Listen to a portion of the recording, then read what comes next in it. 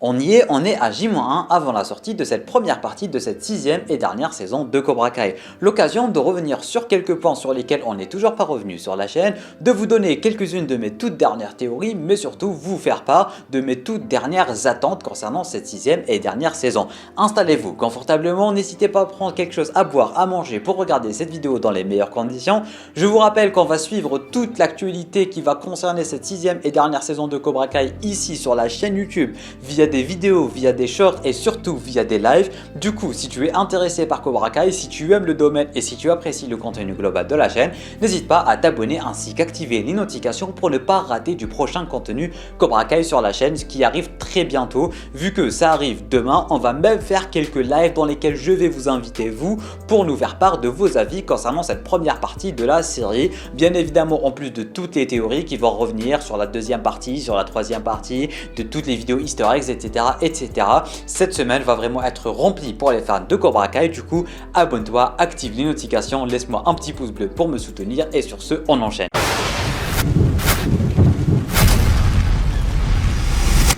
Déjà, pour commencer, on va revenir sur quelques points que les acteurs ont fait fuiter entre guillemets, sur quelques points dont a parlé réalisateurs, scénaristes et compagnie. Déjà, première des choses, le tout premier épisode de cette première partie de la saison 6 va avoir deux gros combats majeurs. Dès le premier épisode, ça commence directement, j'aime bien quand ils font ça. Et la question qui se pose maintenant, qui va se battre dans ces deux fameux combats? Est-ce qu'on va enfin avoir le combat Daniel contre Johnny qui a été teasé dans le teaser? Est-ce que ça va directement commencer par du Sam Tori? Est-ce que ça va directement commencer par du Miguel Robbie? Ou est-ce que c'est tout simplement les fameuses scènes de combat qu'on avait vu dans un genre de jeu d'arcade, un truc dans le genre où tout le monde était en train de se battre contre tout le monde? J'ai hâte de voir ça, mais en tout cas le fait de débuter directement avec deux gros combats, ma foi, ça me fait extrêmement plaisir. Deuxième point que je voulais aborder, c'est tout simplement le retour de Mike Barnes. Alors Mike Barnes, on savait qu'il était revenu et on en avait déjà parlé lors de la vidéo analyse du trailer que je vous invite à aller regarder en cliquant juste ici. Mais en tout cas, depuis ce jour, on a eu 2-3 nouvelles photos de tournage en plus, mais surtout on a eu un avant-goût de la scène dans laquelle Mike Barnes est en train d'entraîner les recrues de Miyagi-Do, du Miyagi Eagle, machin chose. Bref, pour l'instant on ne connaît pas le nom idéal. Mais en tout cas, ce qu'on ressent déjà de 1, c'est que Mike Barnes, il est super méga sérieux avec les Miyagi. Il est très, comment dire, ça fait pas Johnny, ça fait pas Chosen, ça fait pas Daniel, c'est Mike Barnes. Il est vraiment très sérieux. Maintenant, on va se poser des questions sur ses fameuses motivations. Est-ce qu'il est là uniquement pour aider Johnny, Daniel et Chosen comme on l'avait pressenti avec la vidéo analyse du trailer, ou est-ce qu'il aurait des buts un peu plus précis que cela? Je vous explique. On a eu une toute nouvelle photo de tournage dans laquelle on voit Tori qui porte un pantalon de kimono qui ressemble à 2 gouttes d'eau à celui de Mike Barnes. Alors, la question qui se pose, est-ce que Mike Barnes est réellement un gentil? Est-ce qu'il est réellement du côté des Miyagi? Pour la simple et bonne raison que peut-être qu'il est là juste pour voler des élèves, comme l'avait fait Johnny avec Daniel, Daniel avec Johnny, Daniel avec Chris, bref, les mecs ils arrêtent pas de se voler des élèves, ça c'est sûr et certain. Et la question que je me pose maintenant, c'est est-ce que Mike Barnes a vraiment de bonnes intentions ou pas? Bon, on l'a très clairement remarqué dans la saison 5, c'est un mec bien, ça c'est sûr et certain, c'est un mec bien, mais la question qui se pose, est-ce que c'était réellement un mec bien ou est-ce qu'il était juste en train de se foutre de notre gueule parce qu'il avait d'autres plans? Parce que rappelons-le, mais le mec il est fauché, il a plus rien, il a perdu son entreprise à cause de Terry, etc. Alors vu qu'il a plus rien, est-ce qu'il va potentiellement vouloir s'investir dans le karaté? Est-ce qu'il va potentiellement vouloir viser le Sekai Taikai avec de nouveaux étudiants, avec un nouveau dojo? Est-ce que ça va être un nouveau rival au Miyagi, à Daniel, à Johnny, etc. Cette question je me la pose énormément, d'autant plus qu'on a vu Tori dans le même kimono en fait. Est-ce qu'il va voler Tori? Est-ce qu'il aura uniquement une seule étudiante? Est-ce que c'est Tori qui va lui demander de l'entraîner? Je ne sais pas, mais en tout cas au moment du trailer et dans les photos qu'on a eu, il est avec les Miyagi, mais la photo de Tori, elle me fait peut-être me dire que il va créer peut-être son propre dojo, peut-être qu'il vise le Sekai Taikai, on ne sait pas, donnez-moi toutes vos théories en bas dans les commentaires. On remarque aussi que ces derniers temps, Dimitri, il est un peu beaucoup trop sérieux, ça se dit pas, je sais, mais généralement, depuis la toute première saison, on nous a montré que Dimitri, il est jamais sérieux, et même quand il faut être sérieux, même quand il y a l'esprit de compétition et tout, pour lui, le plus important c'est de kiffer, le plus important c'est de s'amuser, etc. etc. Mais dans le trailer, on n'a pas eu une seule scène dans laquelle Dimitri, on a eu peut-être une seule scène dans laquelle il était en train de crier, mais globalement, il était tout le temps énervé, il était tout le temps sur les nerfs et tout. Alors, est-ce que Dimitri va changer de caractère? Est-ce qu'il va se passer quelque chose du côté de Dimitri ou est-ce qu'il va tout simplement être super motivé à gagner le Sekai Taikai vu qu'il a quasiment jamais gagné? Je pense qu'il a gagné une seule fois durant la saison 5, il a gagné son premier combat si je dis pas de bêtises et tout. Mais Dimitri, est-ce qu'il va avoir un gros développement de personnage? J'ai bien l'impression. Prochain point que l'acteur de Miguel nous a fait communiquer, c'est tout simplement le fait que le tout premier épisode de cette 6e et dernière saison a tout simplement été complètement réécrit et complètement retourné. Qu'est-ce que ça veut dire? Parce que généralement, quand il y a des reshoots, c'est qu'il y a vraiment de bonnes raisons. D'autant plus qu'ils ont refait uniquement le premier épisode et pas les épisodes d'après. Alors, est-ce que c'était tout simplement pour ramener un nouveau personnage? Est-ce que parce qu'ils n'avaient pas apprécié? J'en doute fort. Parce que généralement, les scénaristes et les réalisateurs de Cobra Kai et tout, ils savent vraiment ce qu'ils sont en train de faire, ils ont prévu ce qu'ils sont en train de faire, ils savent vraiment, ils savent tout en fait, et ils ont tout planifié de base. Et du coup, la seule et unique raison que je trouve valable pour faire tout un nouveau script et pour retourner tout un épisode, c'est tout simplement le fait qu'un acteur ou une actrice qui était supposée ne pas pouvoir apparaître dans ce premier épisode va potentiellement pouvoir apparaître dans ce premier épisode, ce qui va faire en sorte qu'on va réécrire cet épisode. Et bien évidemment, l'actrice que j'ai en tête, c'est tout simplement l'actrice qui joue Julie Pierce de Karate Kid 4, ou du moins The New Karate Kid, je sais plus le titre en anglais c'est quoi. Mais en tout cas oui, je parle bel et bien de l'autre Karate Kid, après Daniel, celle que Miyagi avait pris sous son aile.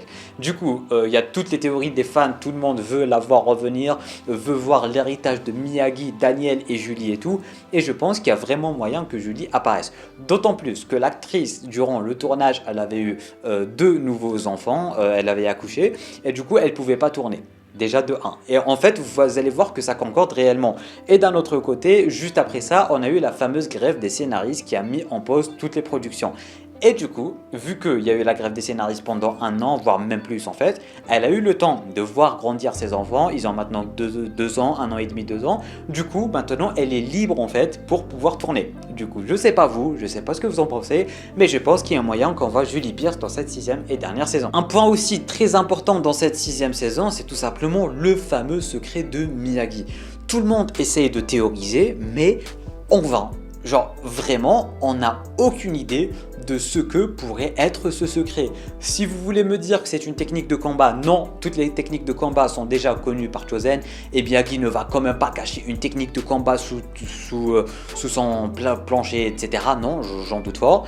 Il y en a qui vont dire que c'est Julie Pierce et tout. Pourquoi Miyagi voudrait cacher l'existence de Julie Pierce? C'est pas comme s'il avait honte d'elle ou un truc du genre. Non, pas du tout. Il va pas cacher un truc sur Julie, il va pas cacher son numéro de téléphone, son adresse mail et tout. J'en doute fort. Du coup, la seule et unique solution que je trouve à ce fameux secret de Miyagi, c'est tout simplement son passé. Parce que oui, on connaît pas mal de trucs sur le passé de Miyagi, notamment à Okinawa, etc. Mais on ne connaît pas une bonne partie de son passé avant qu'il arrive en Amérique. Et du coup, si on se base sur le nouveau poster qu'on a eu, on y voyait des passeports, on y voyait des lettres, etc., etc. Alors, je pense que ce fameux secret de Miyagi a très clairement un rapport avec son passé. Maintenant, vu que généralement avec Cobra Kai, à chaque fois ils arrivent à proposer une intrigue au début, une intrigue à la fin, ils arrivent d'une certaine façon à emmêler les 2 intrigues. Alors, est-ce que, à mon avis, ou du moins, donnez-moi vos avis aussi dans les commentaires, à votre avis, est-ce que Miyagi aurait tout simplement eu un certain lien avec Kim Son-young, le fameux sensei de Chris Silver, le fameux inventeur, on va dire, de la voix du poing? Est-ce qu'il y aurait eu moyen qu'il y ait eu une interaction entre les deux dans leur passé? Parce que oui, ça fait une excellente transition pour parler de Kim Son-young, parce que oui, on va bel et bien le voir dans cette 6e et dernière saison. Alors non, on ne va pas le voir tout de suite vu qu'il est tout simplement mort, mais on va bel et bien avoir des flashbacks de ce mec qui a entraîné Chris ainsi que qui a inventé la voix du poing en général. Et ça me fait grave plaisir. Tout le côté Corée du Sud, j'ai vraiment hâte de le découvrir. Ça me fait une excellente transition pour parler de Terry Silver, parce que oui, Terry, il va pas disparaître comme ça. parce qu'il le rappelle tout le temps dans la série, mais le mec, il a de très bons avocats. Alors oui, peut-être qu'on ne le verra pas dans la première partie, mais je suis prêt à mettre ma main à couper qu'à la fin du dernier épisode de la première partie, ils vont nous teaser le retour de Terry Silver d'une façon ou d'une autre. Il va vouloir se venger. Il va vouloir se venger sur les Miyagi, il va vouloir se venger sur Chris, il va vouloir se venger sur tout le monde. Sa vengeance va vraiment être terrible et il y a de fortes chances qu'on ait droit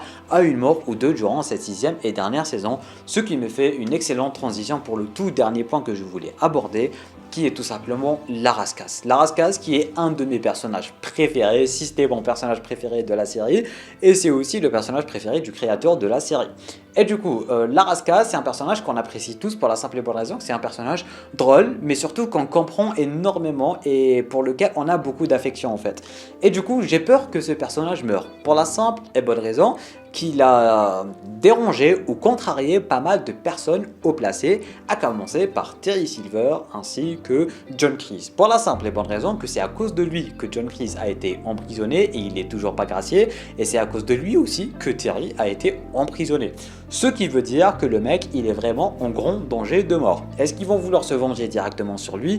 Comment ça va se passer? Je ne sais pas, mais en tout cas, je ne veux vraiment, mais genre vraiment pas qu'il meure. C'est un de mes persos préférés et il me fera vraiment beaucoup de peine. Mais généralement, on a l'habitude avec Netflix maintenant, à chaque fois qu'on a un personnage attachant et tout, comme dans Stranger Things et tout, ils le font tuer directement. Du coup, voilà, on croise les doigts et j'espère qu'il va vraiment pas mourir. En tout cas, voilà, c'était tout pour les points que je voulais aborder concernant mes attentes. Je veux juste kiffer, je veux du pur Cobra Kai, du Cobra Kai pur et dur, je veux du No Mercy, je veux qu'on revienne vers les bases de la série, je veux que le fameux secret de Miyagi soit un truc très grandiose, je veux tout simplement kiffer et je veux que ça soit épique comme ça l'a toujours été. En tout cas, n'hésitez pas vous à me dire en bas dans les commentaires qu'est-ce que vous pensez de tout cela, si vous avez des théories, si vous avez quelque chose à partager, c'est en bas dans les commentaires que ça se passe. Petit pouce bleu, abonnement si ce n'est pas déjà fait en cliquant juste ici, tu peux me soutenir en cliquant juste là, regarder d'autres vidéos et sur ce, moi je te dis à très bientôt pour une toute nouvelle vidéo. C'était Namiat. Portez-vous bien.